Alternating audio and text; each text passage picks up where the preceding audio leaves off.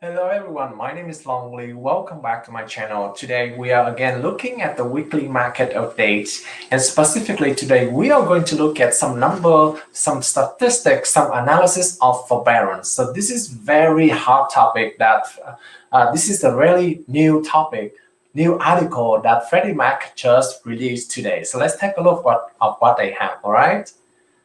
So I just want to share with you a couple of information. I didn't intend to talk about this in today. However, because as I researching the information that I talked to you, this article just come up, and this actually just happened released today, and it has a lot of great information about forbearance and some analysis of the forbearance number, which I think a lot of people are waiting for, because most of the people are anticipate that those people are in forbearance gonna have a lot of problem when the forbearance deadline is over in March, right? So let's take a look of their behavior. So we are going to specifically looking at some behaviors of the people who actually in forbearance. So that is the research done by Freddie Mac.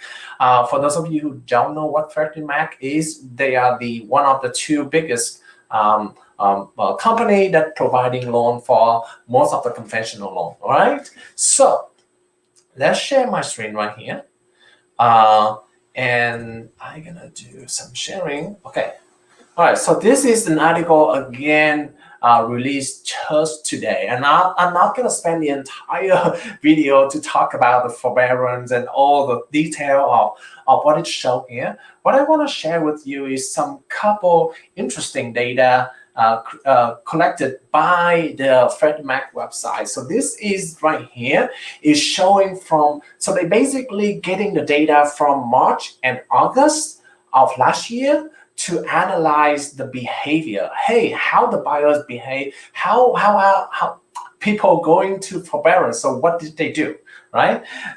So they actually getting data from March to August, all right?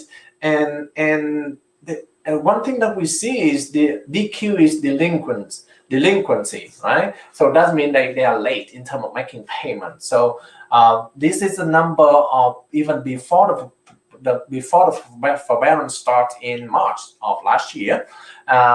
They late first delinquency, okay, and then first delinquency in second, okay, second forbearance month, and first delinquency in the third forbearance month. So long story short, as you see right now in March, right, there's no delinquency in month before forbearance, right? But in April, May, June, July, so this number is actually the delinquency in month before forbearance starts. So in April, there's some number start, right? There's some people gonna be get into forbearance in April. Some people getting into forbearance in March. So this number is 0 because we didn't start until the middle of March, right? So as you see here, it's getting peak at June, right? It's getting peak in June of 24.5%, right? Now, I'm not gonna have too much detail to go over each number, but hopefully that brief explanation makes sense for the table. I'm gonna mainly focus on the all column here. So this all column is looking at all the data from March to August in combined, right? And we see here 7.2% that in delinquency, delinquency before forbearance starts, okay, before they go into forbearance, okay. And then as you see, 55.3% actually have missing their first payment in the first month in forbearance. So let's say they go into forbearance in April and they miss the payment of April, right? Which makes sense, right? Because hey, I missed a payment, now I have to go to forbearance to protect myself. It is my benefit, therefore it's good for me. So a lot of people think the same thing, right? So, and then the next row showing that the first delinquency is in the second payment is only down to 26.3%. So a lot of people in this group right here, 55% right here, actually making payment in the second month, and they keep it current in the second month. And then that number is the number for the first delinquency in the third month is actually lower, right? So as you see, the more they are in the forbearance process, the more people making their payment current and late for the first time. Okay, so that is the first chart showing you. This chart showing you the payment behavior of the loans in forbearance. Okay, so as you see combined here, so we're gonna see the missed payment, but percentage of missed payment and paid, right? Before forbearance, 6.7% of all the loan amount enter forbearance, miss 6.7%, and then they pay 93% paid, right? When the forbearance begin, they actually 59.9% missed the payment, right? But one thing interesting that you can see is by the 6th month, most of the loan already making payment.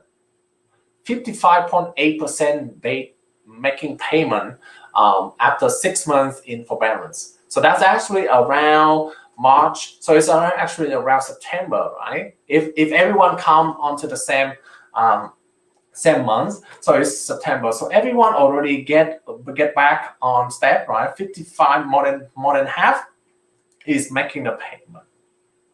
Right? So what does that mean to you? What does that mean to you is that although we can see that although a lot of people want to take advantage,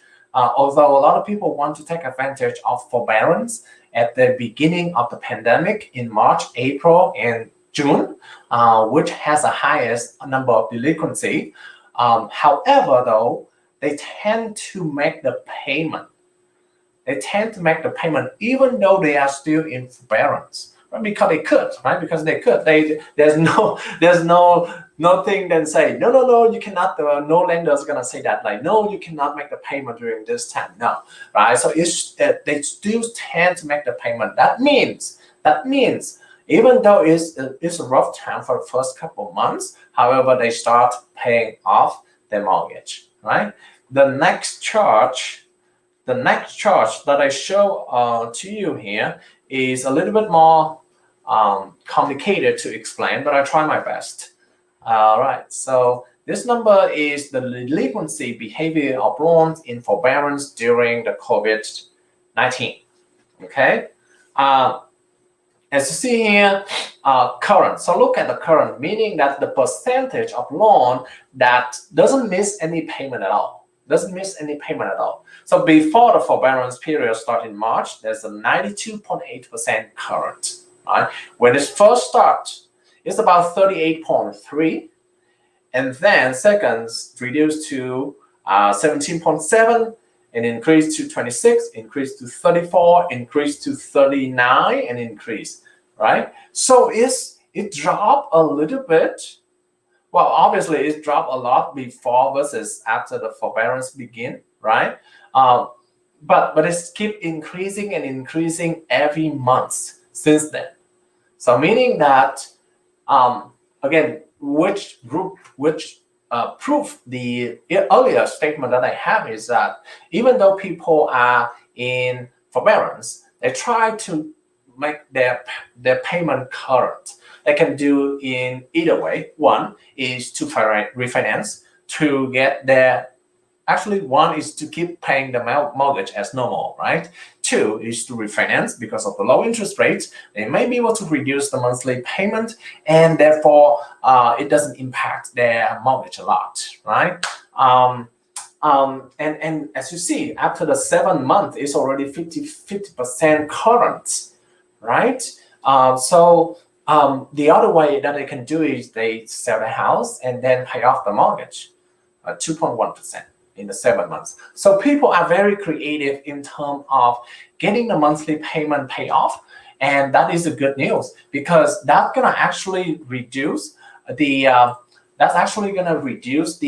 worry of a lot of people like, okay, the amount of forbearance is going to keep going up, and therefore they're going to be a large amount of home foreclosure at the end of the forbearance period, right? Now, by the way, forbearance is not new concept, okay? It's already happened before pandemic. This is not like the first time the lender is used to the forbearance or anything like that. But forbearance normally for the people who has a very special situation, for example, they lose their job, they have a medical problem and they cannot make a payment, right? So they have a special situation. During the pandemic of COVID-19, they expand the forbearance program for general public, for the people who having impact of COVID-19. And guess what? Who doesn't, right? Who doesn't have any impact because of COVID-19? So that's the reason why a lot of people want to take advantage. The good thing is they're still making payment, and as you already see the proof, they analyze and they see that after the 7 months, most of the mortgage already current, right? So current meaning they don't miss any payment, and it doesn't need to require them to make any extra payment after the forbearance. So that's the reason why it kind of good for the industry. Okay. I don't have too much time to talk on other topic, but one of the things that I want to share with you is kind of interesting is that the volume of sale. All right, so this is a really good news for Phoenix. So this is specifically for the Phoenix area, which is the annual dollar of volume. Again, all of these numbers are reported using very reliable source. It's called Cromford Reports. And this is the only source that I use so far. And as you see here on this chart, this is the annual dollar volume, right? That is the total amount of homes sold within that year. And see here, 2002, we see a high increase in the total volume compared to the previous year of 2019.